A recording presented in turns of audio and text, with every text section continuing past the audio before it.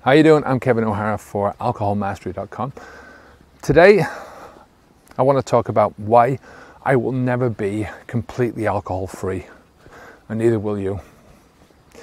The first point about this is that alcohol is part of your digestive system, right?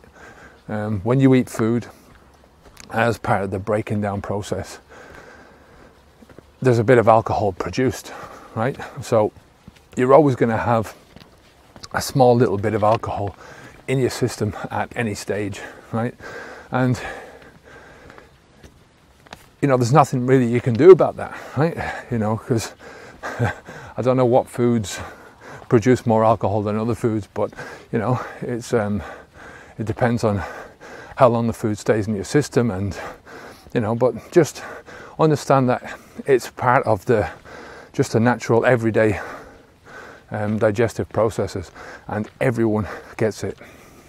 The second point is that, you know, I'm not going to try my best to avoid minuscule amounts of alcohol just because they happen to be in certain products that I use, you know. And I'm not talking about deodorants or aftershave or anything like that. I'm talking about foods that have got small little drops of alcohol.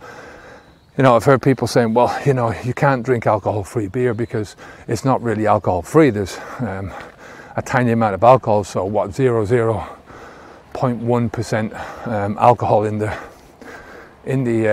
any can of alcohol that you, any kind of beer that you buy. The same thing goes with, you know, like stuff like alcohol added to sauces, or alcohol added to trifles. I don't know if you're American, if you know what a trifle is. It's like an English dish, I think it's English anyway, where they add a little bit of sherry into the thing. Cakes, I love cake. I love homemade cake.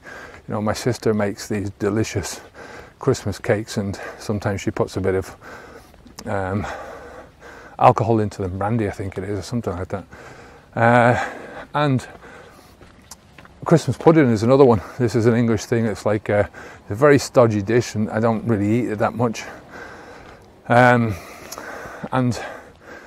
they pour brandy over it and set the thing on fire, you know. And you know, for me, they're minuscule amounts of alcohol that don't make any difference at all. And I'll tell you why. Because it was never about really getting rid of the alcohol.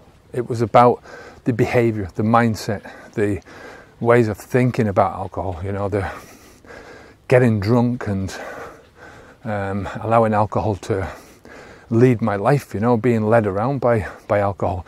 Now, you know, no matter what way you look at it, alcohol is a toxin, but in small amounts, in these small amounts that either your body produces or that you're going to get within food, so, you know, the small amounts. If you put alcohol into a sauce, a lot of that alcohol is going to be burnt off.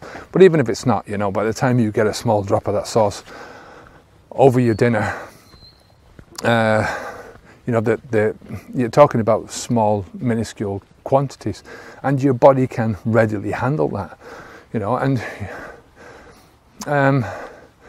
for me, it's not about, I never put that stuff into my own food. I don't add it deliberately to it and say, oh, you know, here's a bit of wine into this sauce to make it taste nice. I mean, I wouldn't do that. But if I had a meal, I mean, I've never had a sauce with alcohol in it. Let's put it like that, since I've stopped, because I just don't order that. But if I did, I wouldn't make a big issue out of it, right?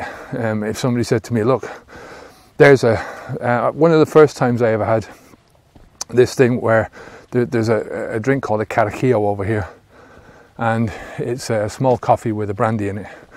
And I was about 3 or 4 months into quitting drinking, and ordered a coffee in one of the restaurants that we were going into, and he brought me out a coffee with a brandy in it, and I didn't drink that. You know, it wasn't, you know, that was off the table. You know, it was a deliberate addition to the coffee that I didn't ask for, you know, and I didn't want, and I had no problems about saying to him I don't drink, you know, so I don't want that anymore.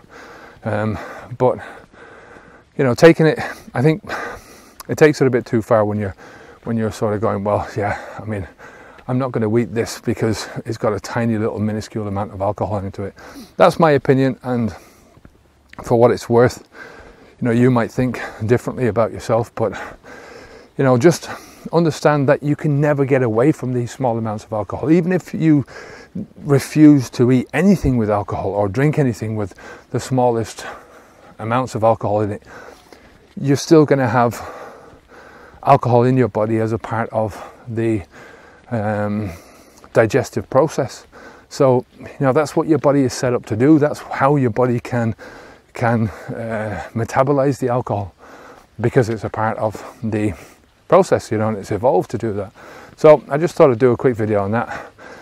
You know, don't worry about these small minuscule amounts. It's not going to do you any harm. I mean, what you have to worry about is consuming large quantities of alcohol for the express purpose of getting drunk. That's what you're trying to avoid.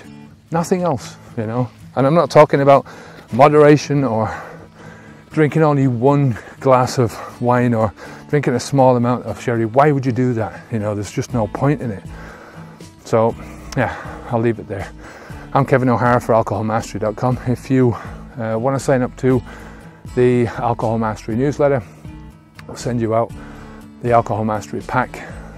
It's just got a lot of different videos on different aspects of quitting drinking alcohol from a beginner's point of view. You know, how to get rid of the propaganda, how to understand alcohol from different perspectives. So I hope that you got something out of that video. Take care of yourself. Onwards and upwards. Bye bye now.